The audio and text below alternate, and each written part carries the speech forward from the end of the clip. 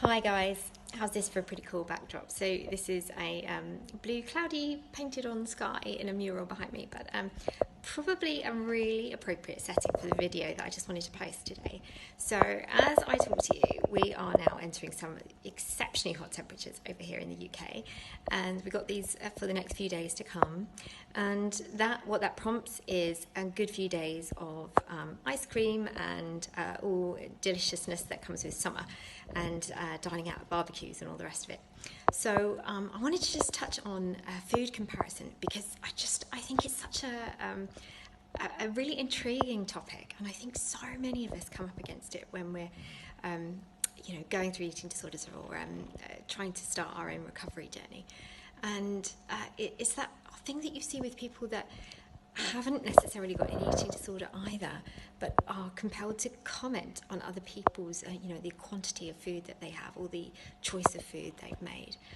And if there's one thing that I could ask of you within this video, especially those of you that are really committed to your own recovery and might potentially see these as areas of problem, is just to say, stick to your own path. Particularly, as I say, this summertime is social occasions shared together, and we're supposed to be embracing all that's lovely around dining outside, dining together, having picnics, having barbecues.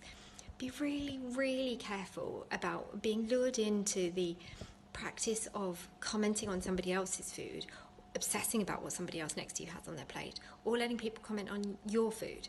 Unfortunately, we can't change the way they'll behave towards you, but you can change the way you react to it. And I know that's easier said than done. But if you are in recovery, just remember that, even if somebody says to you, "Isn't that the second ice cream you've had this weekend?" Or, "Oh my goodness, that must just be such a calorific magnum." Those sort of comments, they're not meant for you right now. They might have come out of the mouth of somebody that, you love to pieces, and that ordinarily you don't see it as a problem or a negative or any kind of assassination.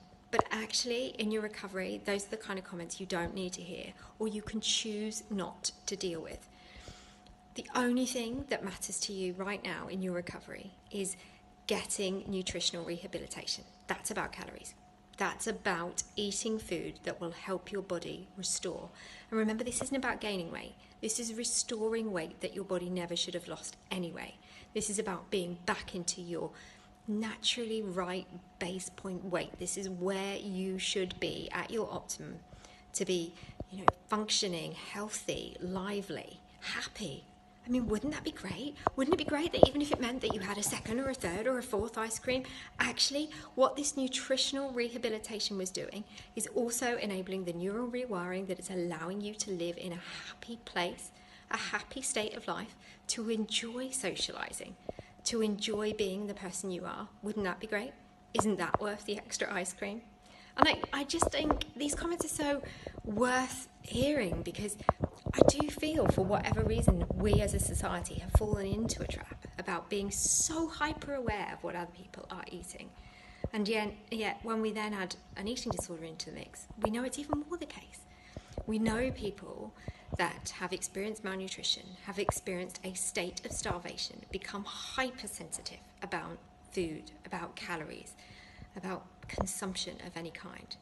But now in recovery, now is not the time to contemplate whether you are eating more than the person next door to you. You are eating more than the other person at the barbecue. Everybody has their own body, their own metabolism, their own energetic needs. Do not judge what you choose to eat against what somebody else does. You need to hear this time and time and time again, because so many people will potentially derail you, not even because they mean to, but they'll make comments, they'll make references to what you have eaten. Bear in mind that some of these people will be friends and family who may have been with you hundreds of times and never seen you eat.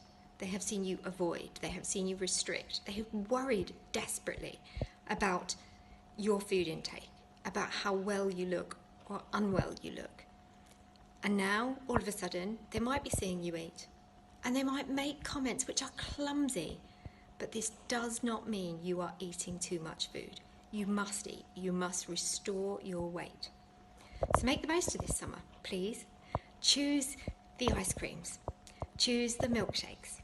Choose those, delicious fresh, inspiring, colourful foods that will fill your heart and soul and restore your brain and body. This is so vital. It's so vital that you get back the mind and body that you were meant to have in its full and functioning glory.